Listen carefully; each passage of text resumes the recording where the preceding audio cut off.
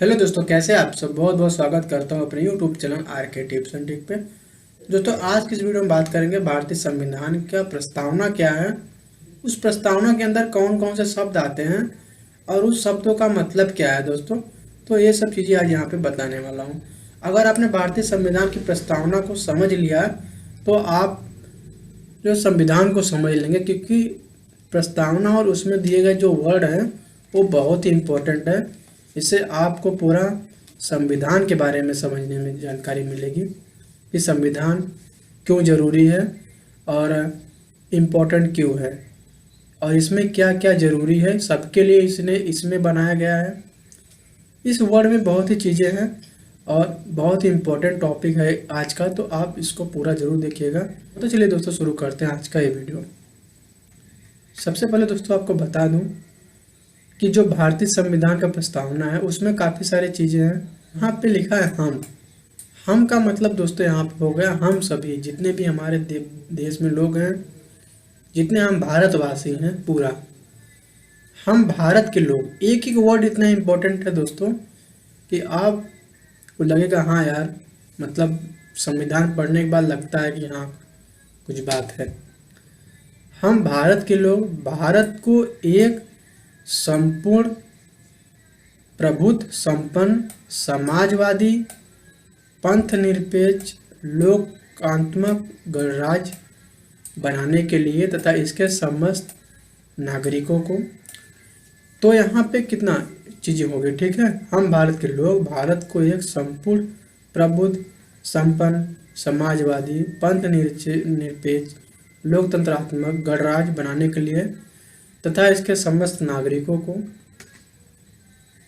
सामाजिक आर्थिक राजनीतिक न्याय विचार अभिव्यक्ति विश्वास धर्म और उपासना की स्वतंत्रता प्रतिष्ठा और अवसर की समता प्राप्त करने के लिए तथा उन सब में व्यक्ति की गरिमा और राष्ट्र की एकता तथा अखंडता सुनिश्चित करने वाली बंधुता बढ़ाने के लिए दृढ़ संकल्पित होकर अपनी इस संविधान सभा में दिनांक 26 नवंबर 1949 ईस्वी को एतों द्वारा इस संविधान को अंगीकृत बनाया गया अधिनियमित तौर पर और आत्मसमर्पित करते हैं। दोस्तों, ये पूरी चीज़ें हैं, एक एक वर्ड अगर आप देखेंगे ना तो जोश भर देती है। ये जो वर्ड बोले गए थे 26 नवंबर 1949 को बोले गए थे और इन्होंने जवाहरलाल नेहरू जी ने यहाँ पे इसकी जो कि बातें बताई थी। आगे दोस्तों बात करें तो भारतीय संविधान लागू कब हुआ था? 26 जनवरी 1950 को, जिसे हम गणतंत्र दिवस के रूप में मनाते हैं। ये तो आप जानते ही हैं, 26 जनवरी को हमारा गणतंत्र हुआ था, यानी हमारा संविधान लागू हुआ था। उसी के उपलक्ष्य में हम 26 जनवरी को गणतंत्र दिवस के रूप में मनाते हैं। अब दोस्तों बात करते हैं प्रस्तावना किसे कहते हैं। तो प्रस्तावना जो है किसे कहते हैं? प्रस्तावना संविधान के परिचय अथवा भूमिका को कहते हैं। भारतीय संविधान की प्रस्तावना पंडित नेहरू द्वारा पेश किए गए उद्देश्य प्रस्ताव पर आधारित है। ठीक है, आगे बात करें दोस्तों 42वें संविधान संशोधन अधिनियम क्या है उसके बारे में जान लेते हैं। तो 42वां संविधान संशोधन अधिनियम है 1976 द्वारा। इसमें कुछ वर्ड जोड़े गए हैं जिसमें समाजवादी पंथ निरपेक्ष और अखंडता जैसे वर्ड जोड़े गए हैं। ये 42वें संविधान संशोधन में हुआ था। इन शब्दों को शामिल किया गया था जैसे यहाँ पे लिखा हुआ है। ठीक है, क्या कौन कौन से शब्द थे यहाँ पे? समाजवादी पंथ निरपेक्ष अखंडता शब्द। ये 1976 में हुआ था 42वां संविधान संशोधन। ठीक है, तो यहाँ पे ध्यान रखिएगा, ये पूछ सकता है किसी भी जो है कि एग्जाम में कि 42वां संविधान संशोधन क्या है और इसमें किन किन वर्डों को शामिल किया गया, किन किन शब्दों को सम्मिलित किया गया था। आगे बात करें दोस्तों तो प्रस्तावना में उल्लेखित जो मुख्य शब्द हैं उनका क्या मतलब है और जैसे कि मैंने आपको जो वर्ड पहले बताया है उनके बारे में डिटेल करते हैं यहाँ पे कि उस वर्ड का मतलब क्या है। ठीक है, तो पहला वर्ड यहाँ पे हम भारत के लोग, इसका तात्पर्य है कि हम भारत एक प्रजातांत्रिक देश है तथा भारत के लोग ही सर्वोच्च संप्रभु है। भारत के लोग ही एक जो कि गवर्नमेंट बनाते हैं। ठीक है, तो भारत के लोग ही सर्वोच्च संप्रभु है, तब भारतीय जनता की जो अधिकार मिले वही संविधान का आधार है। अर्थात दूसरे शब्दों में भारतीय संविधान भारतीय जनता को ही समर्पित है। संविधान में जो चीज़ें लिखी हुई हैं वो जनता के लिए लागू होती हैं, तो जनता को समर्पित है। इसका मतलब ये हो गया हम भारत के लोग। ठीक है, उसके बाद दोस्तों बात करें तो दूसरा जो वर्ड है वो है संप्रभुता। संप्रभुता, इस शब्द का आशय है कि भारत ना तो किसी अन्य देश पर निर्भर है और ना ही किसी अन्य देश का डोमिनियन है। ठीक है, इसके ऊपर और कोई शक्ति नहीं है। ठीक है, कि जैसे कोई देश है उसके ऊपर दूसरी शक्ति काम करती है, दूसरी शक्ति अपना राज चलाती है, तो भारत ऐसा देश नहीं है। भारत ना तो किसी अन्य देश पर निर्भर है, ना ही किसी अन्य देश का वो डोमिनियन है, ना ही वो किसी पर राज करता है। ठीक है, इसके ऊपर और कोई शक्ति नहीं है, ना भारत के ऊपर कोई राज करता है। यह अपने अपने आंतरिक और बाहरी मामलों का निस्तारण खुद करता है, इसके लिए यह स्वतंत्र है, इसके लिए किसी और को हस्तक्षेप या मतभेद करने की जरूरत नहीं है।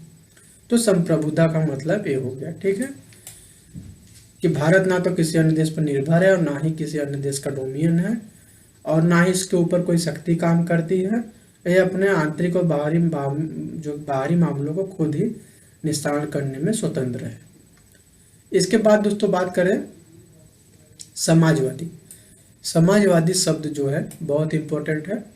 तो समाजवादी शब्द का आशय है कि ऐसी संरचना जिसमें उत्पादन के मुख्य साधनों, पूंजी, जमीन, संपत्ति आदि पर सार्वजनिक स्वामित्व या नियंत्रण के साथ वितरण में समतुल्य साझ्य हो। कहने का मतलब कि ये सब जो चीजें हैं, मुख्य साधनों, पूंजी, जमीन, संपत्ति आदि पर सार्वजनिक सभी का हक है, जो उसका सार्वजनिक स्वामित्व है, किसी एक के कब्जे में नहीं है। ठीक है, नियंत्रण के साथ वितरण में है। इसके बाद दोस्तों बात करें तो पंथ निरपेक्ष, जो ये वर्ड है बहुत इंपॉर्टेंट है। पंथ निरपेक्ष, पंथ निरपेक्ष राज्य शब्द का मतलब है, पंथ निरपेक्ष राज्य शब्द का स्पष्ट रूप से संविधान में उल्लेख किया गया था।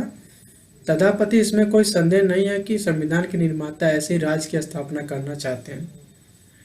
इसलिए संविधान में अनुच्छेद 25 और 28 में धार्मिक स्वतंत्रता का अधिकार जोड़ा गया। ठीक है, भारतीय संविधान में पंथ निरपेक्षता की सभी अवधारणाएं विद्यमान है, अर्थात हमारे देश में सभी धर्म, इसका मेन देखिए यही हो गया, अर्थात हमारे देश में सभी धर्म समान है और उन्हें सरकार का समान समर्थन प्राप्त है।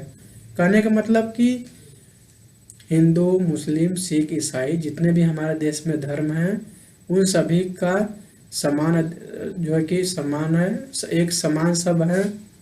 और जो सरकार है, जो भारत सरकार है, वो सबको समान समर्थन प्राप्त करती है, किसी को ज़्यादा किसी को कम नहीं। जैसे ऐसा नहीं कि हिंदू को ज़्यादा और मुसलमान को कम, ईसाई और सिख जितने भी सब हैं वर्ड बहुत, इन सबको कम। तो यहाँ पे इसका मतलब यही है, पंथ निरपेक्षता का मतलब है हमारे देश में सभी धर्म समान है और उन्हें सरकार का समान समर्थन प्राप्त है। इसके बाद दोस्तों बात करें जो नेक्स्ट है वो बहुत इंपॉर्टेंट वर्ड है लोकतांत्रिक। लोकतांत्रिक वर्ड बहुत ही इंपॉर्टेंट है, जिसे हम इंग्लिश में डेमोक्रेसी कहते हैं। संविधान की प्रस्तावना में लोकतांत्रिक शब्द का इस्तेमाल बहुत ही बृहद किया गया। इसमें न केवल राजनीतिक लोकतांत्रिक बल्कि सामाजिक और आर्थिक लोकतंत्र को भी शामिल किया गया। ठीक है, व्यस्त मताधिकार जैसे हो गया, सामाजिक चुनाव हो गया, कानून की सर्वोच्चता हो गई, न्यायपालिका की स्वतंत्रता हो गई, भेदभाव का अभाव हो गया और भारतीय राज्य व्यवस्था के लोकतांत्रिक लक्षण के रूप में है। तो इन सबको मिलकर ये नहीं कि बस खाली एक ही चीज़ को यहाँ पे राजनीतिक लोकतांत्रिक को यहाँ पे शामिल किया गया है, नहीं है, इसमें सभी चीज़ें यहाँ पे आ गई, जैसे मताधिकार, सामाजिक चुनाव, कानून की सर्वोच्चता, न्यायपालिका की स्वतंत्रता भी होनी चाहिए कि न्यायपालिका अपने स्तर से काम कर सके और अपने स्तर से निर्णय ले सके, उसका किसी सरकार का दबाव उस पर न हो, और भेदभाव का अभाव कि कोई भी किसी के साथ भेदभाव न करे, ये भी यहाँ पे दिया गया भारतीय राज्य व्यवस्था के अंदर। आगे दोस्तों बात करें, नेक्स्ट जो है वो वर्ड बहुत इंपॉर्टेंट है, वो है गणतंत्र। गणतंत्र क्या है दोस्तों, उसके बारे में देख लेते हैं, क्योंकि इतना इंपॉर्टेंट ये वर्ड है गणतंत्र। प्रस्तावना में गणतंत्र शब्द का उपयोग इस विषय पर प्रकाश डालता है कि दो प्रकार की लोकतांत्रिक व्यवस्थाएं हैं, जिसमें एक वंशागत लोकतंत्र तथा दूसरा लोकतांत्रिक गणतंत्र। दो चीजें, वंशागत लोकतंत्र और लोकतांत्रिक गणतंत्र में से भारतीय संविधान के अंतर्गत लोकतांत्रिक गणतंत्र को ही अपनाया गया। यहाँ पे दो वर्ड यहाँ पे निकल के आए हैं, पहला है वंशागत लोकतंत्र तथा दूसरा है लोकतांत्रिक गणतंत्र। तो भारत ने जो वर्ड अपनाया हुआ है लोकतांत्रिक गणतंत्र, ठीक है। आगे दोस्तों बात करें, नेक्स्ट जो है इसमें कुछ चीजें और है, इसके बारे में गणतंत्र के बारे में मैं आपको बता दूं। इनमें 3-4 पॉइंट यहाँ पे इन्होंने दिया हुआ है, जैसे कि गणतंत्र में राज प्रमुख हमेशा प्रत्यक्ष अथवा अप्रत्यक्ष के रूप से निश्चित समय के लिए चुनकर रहता है। जैसे कि जो गणतंत्र है उसमें किसी भी राज्य का चुनाव होता है और 5 साल के लिए वहाँ के मुख्यमंत्री को चुना जाता है, उसके बाद फिर से चुनाव होता है, प्रत्यक्ष और अप्रत्यक्ष दोनों रूप से, ठीक है, निश्चित समय के लिए। यहाँ पे निश्चित समय का मतलब है कि 4 साल 5 साल जो भी उस समय के लिए दिया हुआ है, उसके समय के अलावा वो नहीं रह सकता, फिर से चुनाव कराना पड़ेगा एक निश्चित समय के लिए। गणतंत्र के अर्थ में 2 और बातें शामिल हैं। पहली है कि राजनीतिक संप्रभुता किसी एक व्यक्ति जैसे राजा के हाथ में न होने के बजाय लोगों के हाथ में होती है। जैसे कि यहाँ पे राजा नहीं चाहता कि राजा जो चाहे वही हुए, यहाँ पे जनता चाहेगी और समाज चाहेगा कि किसको राजा बनाना है किसको नहीं, ठीक है, करने का मतलब ये हो गया। और दूसरी है कि किसी भी विशेषाधिकार प्राप्त वर्ग को अनुपस्थिति, इसलिए हर सार्वजनिक कार्यालय बगैर किसी भेदभाव के प्रत्येक नागरिक के लिए खुले रहेंगे। कहने का मतलब यह है कि ऐसा नहीं है कि किसी के लिए स्पेशल चीज़ें खोली जाएं और किसी के लिए बंद कर दिए, किसी स्पेशल किसी नागरिक के लिए, तो ऐसा नहीं है, सबके लिए समान है। कार्यालय में अगर देखा जाए तो सबके लिए समान यहाँ पे व्यवस्था दी गई है। ये आता है गणतंत्र के अंदर। यहाँ पे साफ साफ दोस्तों लिखा हुआ है किसी भेदभाव के प्रत्येक नागरिक के लिए खुला रहेगा, सार्वजनिक कार्यालय बगैर किसी भेदभाव के। तो ये इम्पोर्टेंट यहाँ पे वर्ड यहाँ पे इन्होंने लिखा हुआ है, तो बहुत ही इम्पोर्टेंट यहाँ पे गणतंत्र का मतलब है। आगे दोस्तों बात करें स्वतंत्रता क्या है, स्वतंत्रता के बारे में देख लेते हैं। स्वतंत्रता जो है दोस्तों यहाँ पे एक चीजें निकल के सामने आई है। स्वतंत्रता का तात्पर्य यही है कि जो नागरिक स्वतंत्रता से है, मेन चीज यही है कि जो भी नागरिक है भारत देश में वो स्वतंत्र है कि नहीं। स्वतंत्रता का मतलब यही हुआ। स्वतंत्रता के अधिकार का इस्तेमाल संविधान में लिखी सीमाओं के भीतर ही किया जा सकता है। जैसे जो भी चीजें संविधान में लिखी हुई हैं स्वतंत्रता से रिलेटेड, उन्हीं सीमाओं के भीतर ही उसका इस्तेमाल किया जा सकता है। यह व्यक्ति विकास के लिए अवसर प्रदान करता है। न्याय दोस्तों यहाँ पे एक वर्ड सामने आया है, न्याय। न्याय भी इसमें मुख्य चीज है। न्याय का भारतीय संविधान की प्रस्तावना में उल्लेख है, जिसे 3 भिन्न रूपों में देखा जा सकता है। पहला है सामाजिक न्याय, दूसरा है राजनीतिक न्याय, ठीक है, और लास्ट में है आर्थिक न्याय। तो 3 चीजें हैं, सामाजिक न्याय, आर्थिक न्याय और सामाजिक न्याय, राजनीतिक न्याय और आर्थिक न्याय। तो पहले बात करते हैं सामाजिक न्याय। सामाजिक न्याय से अभिप्राय है कि मानव के बीच में जाति वर्ग के आधार पर भेदभाव न माना जाए। लेकिन आजकल दोस्तों ऐसा नहीं है, आप भी जानते हैं कि ऐसा नहीं है, ठीक है। अब प्रत्येक नागरिक को उन्नति के समुचित अवसर मिले। दोस्तों ये तो लिखा गया है, लेकिन अगर ऐसा होता, इसलिए डॉक्टर भीमराव अम्बेडकर जी ने ऐसा ही संविधान बनाया, किसी को कोई समस्या न हो, सबके लिए समान अवसर मिले, ठीक है। तो भेदभाव न माना जाए और प्रत्येक नागरिक को उन्नति के समुचित अवसर मिले। सब समान है, सबके लिए अवसर बराबर होने चाहिए, किसी के लिए कम और किसी के लिए ज़्यादा नहीं होनी चाहिए। ऐसा संविधान में न्याय के संदर्भ में यहाँ पे लिखा गया है। तो ये तो मैंने बात किया अब सामाजिक न्याय के बारे में, ठीक है। इसके बाद दोस्तों बात करते हैं दूसरा, क्योंकि 3 न्याय हैं, सामाजिक न्याय, राजनीतिक न्याय और आर्थिक न्याय। इसके बाद दोस्तों बात करते हैं आर्थिक न्याय। इसका अर्थ क्या होता है? तो आर्थिक न्याय के उत्पादन हो गया अर्थ उत्पादन एवं वितरण के साधनों का न्यायशील वितरण और धन संपदा के केवल कुछ ही हाथों में केंद्राधिकार है। कहने का मतलब जो आर्थिक न्याय है, जो भी चीज़ें गवर्नमेंट से प्राप्त होती हैं वो समान सबको मिले, किसी को कम किसी को ज़्यादा ना मिले। अब राजनीतिक न्याय की बात करें, जो तीसरा नंबर है, राजनीतिक न्याय का अभिप्राय है कि राज्य के अंतर्गत समस्त नागरिकों को समान नागरिक राजनीतिक अधिकार प्राप्त हो। इसमें भी देखिए एक चीज़ हो गया कि यहाँ पे इम्पोर्टेंट है, राज्य के अंतर्गत समस्त नागरिकों को समान रूप से नागरिक और राजनीतिक अधिकार प्राप्त हो। तो ये चीज़ हो गई, वह चाहे राजनीतिक दफ्तरों में प्रवेश की बात हो अथवा अपनी बात का सरकार तक पहुंचाने का भी अधिकार हो। तो यहाँ पे 2 चीज़ें हो गई। पहला है कि यहाँ पर राज्य के अंतर्गत समस्त नागरिकों को समान रूप से अधिकार, राजनीतिक अधिकार भी प्राप्त हो। वह चाहे तो राजनीतिक दफ्तरों में भी अपनी बात को रख सकता है या फिर अपनी बात तो सरकार को भी पहुंचा सकता है। ये अधिकार उसके पास है कि कोई भी अगर बात हो सरकार से करना चाह रहा है तो वो कर सकता है। ऐसा संविधान में राजनीतिक न्याय के संदर्भ में लिखा गया है। ठीक है, अब इसके बाद दोस्तों बात करें प्रस्तावना में एक और वर्ड यहाँ पे जुड़ गया है, समता। समता क्या है दोस्तों? भारतीय संविधान की प्रस्तावना हर नागरिक को स्थिति और अवसर की समान क्षमता प्रदान करती है, जिसका अभिप्राय समाज के किसी भी वर्ग के लिए विशेष अधिकार की अनुपस्थिति या बिना किसी भेदभाव के हर व्यक्ति को समान अवसर प्रदान करने की उपलब्धता देता है।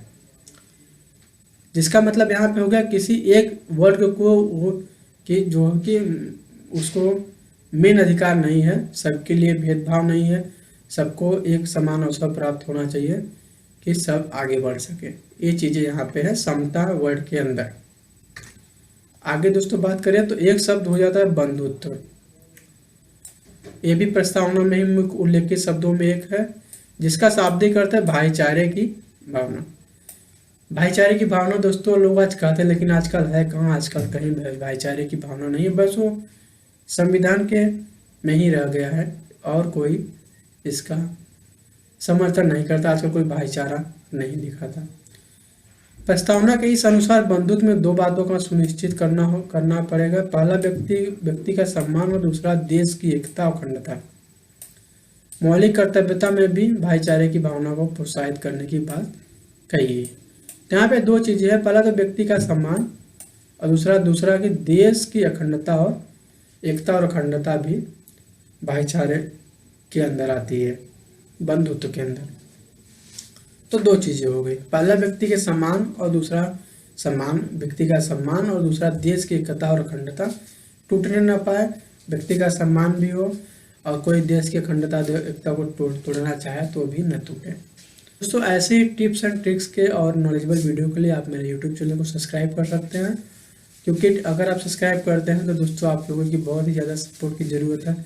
अगर आप सपोर्ट करेंगे तो मैं ऐसे ही मेहनत करूंगा और आपको एक अच्छी वीडियो देता रहूँगा। तो दोस्तों मिलता हूँ फिर से नेक्स्ट वीडियो में, तब तक के लिए बहुत बहुत धन्यवाद। जय हिंद, जय भारत।